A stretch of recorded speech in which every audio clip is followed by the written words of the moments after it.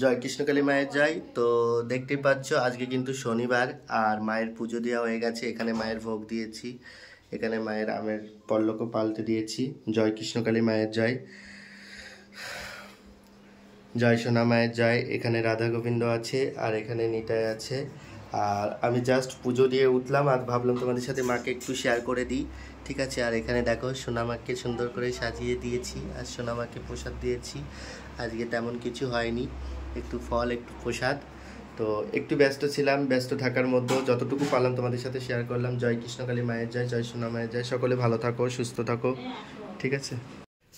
জয় কৃষ্ণকালী মায়ের জয়। নতুন একটা ভিডিও সবাইকে জানাই অনেক অনেক ওয়েলকাম। তো আজকে আমি তোমাদের সাথে এমন কিছু কথা শেয়ার করব, দয়া করে সম্পূর্ণ ভিডিওটা দেখবে। তোমরা সকলেই জানো আজকে শনিবার, আর এই শনিবারে মায়ের সামনে দাঁড়িয়ে তোমাদের কাছে যেসব কথা বলবো, যারা মাকে ভালোবাসো তারা এই ভিডিওটা সম্পূর্ণ দেখবে। যারা মাকে ভালোবাসো তারা এই ভিডিওটা সম্পূর্ণ দেখবে। দেখো, বর্ধমানে কৃষ্ণকালী মায়ের মন্দিরটা হতে দেওয়া হচ্ছে না।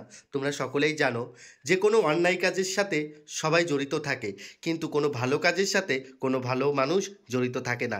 এই যে মায়ের মন্দিরটা বন্ধ করার জন্য কত মানুষ উঠে পড়ে লেগেছে, যেই সব পুলিশ, যেই সব বাবারা, যেই সব মায়েরা মায়ের মন্দির হতে দিতে চাইছেন না, আপনাদের জন্য আজকের ভিডিওটা দেখুন।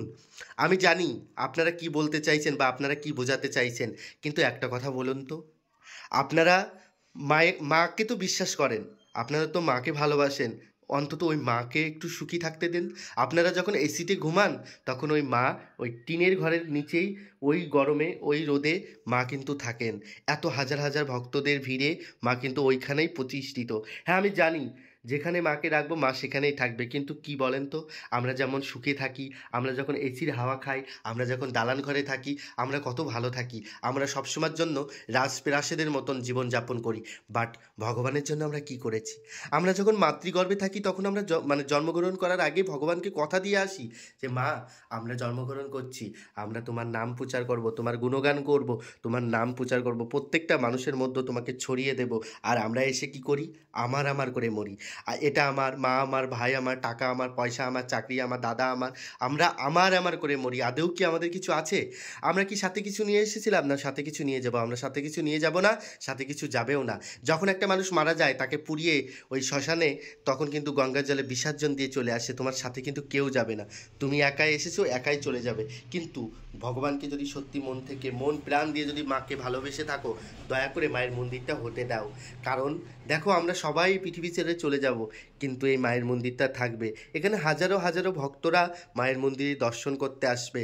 যেই সব মায়ের মন্দিরে দর্শন করতে আসবে তারা সবসময়ের জন্য বলবে যে এই মন্দিরটা করেছিল আজ হয়তো সে নেই, কিন্তু তার দয়াতে আমাদের এত উপকার হচ্ছে।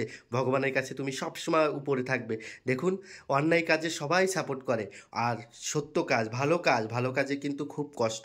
আজকে অনেক মানুষ আছে যারা শুধুমাত্র কিছু টাকা পয়সার জন্য মায়ের মন্দিরটা হতে দিতে চাইছেন না।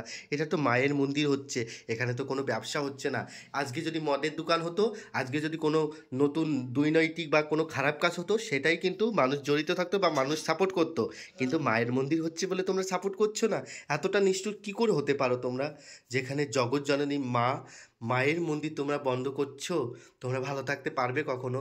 কেউ কখনো মায়ের মন্দির বন্ধ করে বা মায়ের প্রতিষ্ঠিত জায়গায় তোমরা এরকম যদি করতে পারো, আপনারা কখনো ভালো থাকতে পারবেন না।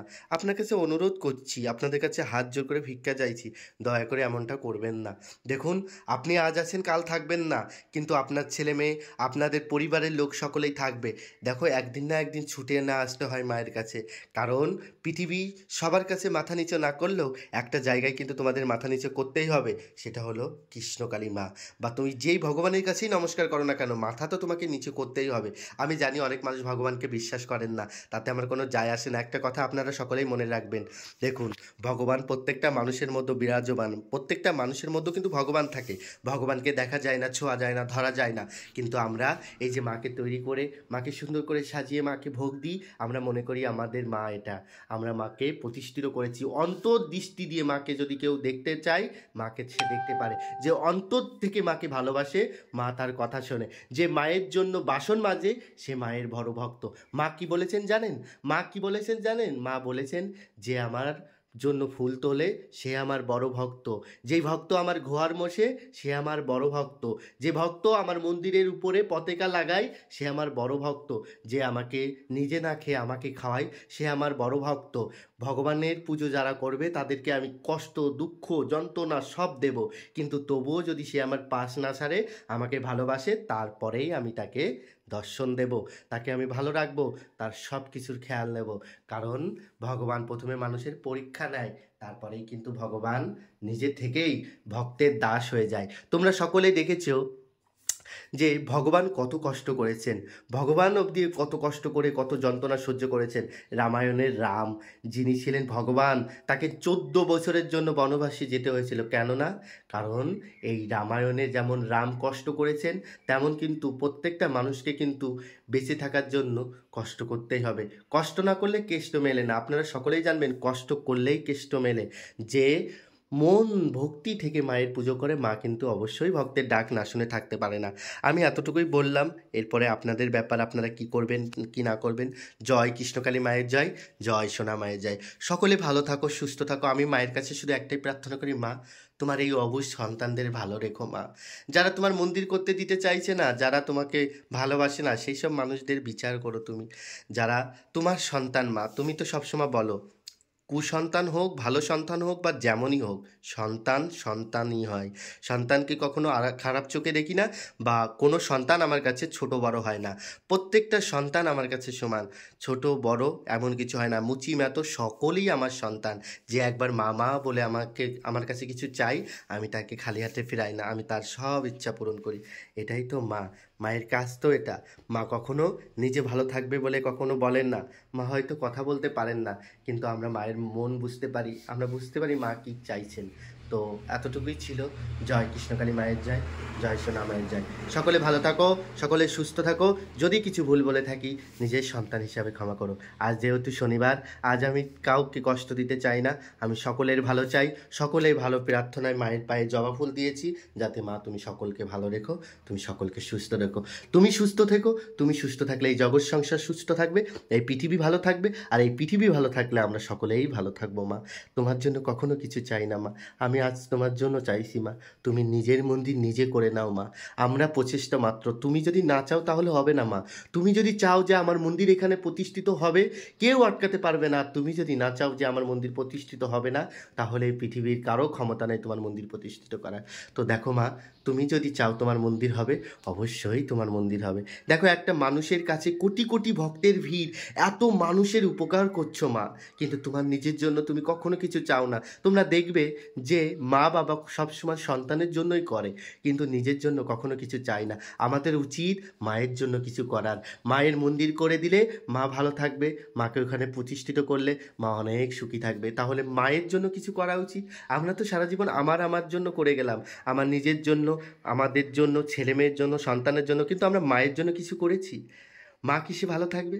মা কি চায়? মা কি খেতে চায়? মা কি ভালোবাসে? এগুলো কখনো আমরা খেয়াল রাখি? আমরা রাখি না।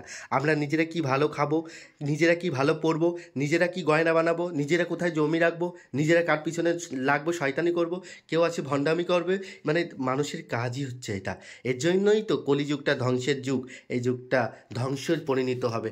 মানুষের মাত্রা যখন উঠে যাবে, মানুষের এই পশু যেরকম পশুর মতন ব্যবহার, যেই জায়গায় এই হসপিটালে, আরজিকর হসপিটালে একটা মেয়েকে নৃশংসভাবে তাকে পৃথিবী থেকে সরিয়ে দেওয়া হলো। মা কি জানে না? মা সব কিছুই জানে। একদিন সব কিছুর জবাবদিহি করতে হবে, একদিন সব কিছুর বিচার হবে, একদিন সব কিছুর কৈফিয়ত এই ভগবানকে দিতে হবে, দিতেই হবে, দিতেই হবে। আপনি যখন ভাবছেন সে তো মারা গেছে, সে চলে গেছে, আপনি পৃথিবী ছেড়ে কখনো যাবেন না। আপনিও একদিন এই পৃথিবী ছেড়ে চলে যাবেন, আপনিও এই পৃথিবী ছেড়ে একদিন পরলোক গমন করবেন। সেদিন ভগবানের সামনে আপনার দেখা হবে, সেদিন আপনার বিচার হবে, সেদিন আপনি কি করবেন সেদিনের কথা ভাবুন, সেদিনের কথা চিন্তা করুন। আজকে ভালো থাকবেন, কালকে ভালো থাকবেন, পরশুদিন ভালো থাকবেন, কিন্তু তরশুদিন আর ভালো থাকবেন না। কারণ পাপ বাপকেও ছাড়ে না। তো যাই হোক, জয় কৃষ্ণকালী মায়ের জয়। সকলে ভালো থাকো, সুস্থ থাকো। জয় কৃষ্ণকালী মায়ের জয়।